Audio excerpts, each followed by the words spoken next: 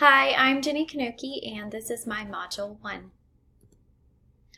I work at Fairfield USD 310, so to understand this assignment and some other assignments in the future, I'm sure you need to understand a little bit about Fairfield. Fairfield is located literally out in the country. We are composed of 6 small towns, and so we are a 1A school located in southwestern Reno County in Kansas.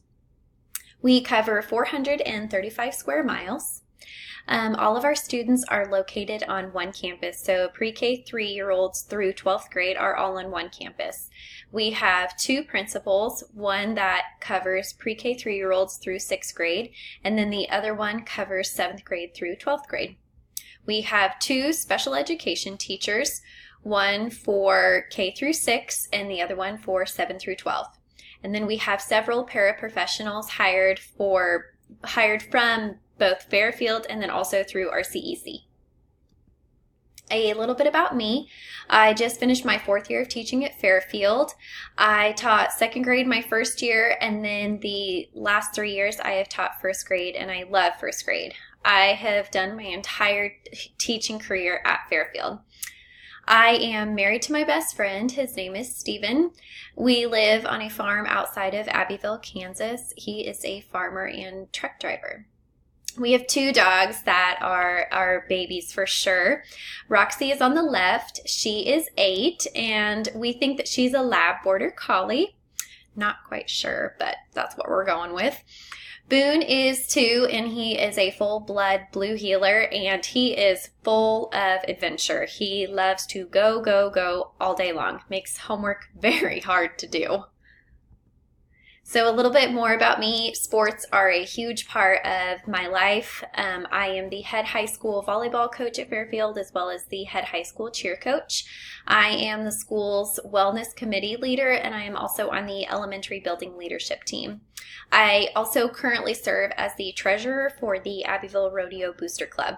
So I'm really busy. I attend a lot of sporting events throughout the year as well as just meetings for all of the positions that I hold, but I am passionate about all of the things that I do, and I love my busy life. So the critical reflection about Fairfield that I came up with, we have several strengths. We have a speech therapist that meets with students several times a week. We have an OT and PT therapist that comes out. We have MTSS, so we break our students up into the different reading groups that they need at their levels. We have several in-class paraprofessionals to attend the core times of reading and math with students. We have a resource room for students to go to. And then we have a counselor that can meet with students for social and emotional needs. And then one of Fairfield's biggest strengths overall is our relationships, not just with students that are, have special needs, but just in general. We really view ourselves as a family at Fairfield from, pre-K 3-year-olds all the way through 12th grade and then including every staff member. Some of our weaknesses that I would consider us to have, I would say that there's a lack of communication between grade level teachers and the special education teachers, as well as roping in the parents with that. I know that we're all doing our jobs and we want the kids to succeed, but I don't feel like there's a whole lot of communication going on between what is being taught in each room and how that's going to affect the other teacher's job, meaning the grade level teacher and then also the special education teacher. So critique of my own personal use, I fully support inclusion.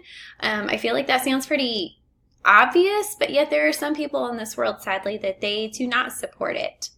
I value and use my paraprofessionals.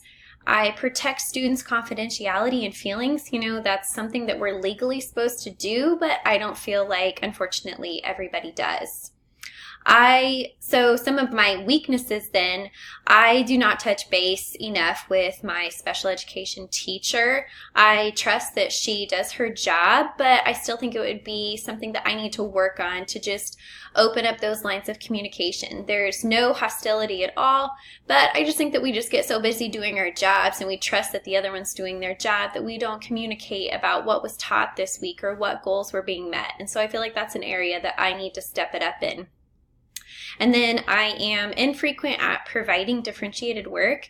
I teach first grade, so there's not a whole lot of different levels of work to provide, but I do feel like that's another area that I could step it up in providing different levels of math, work, manipulatives and such, as well as different reading activities.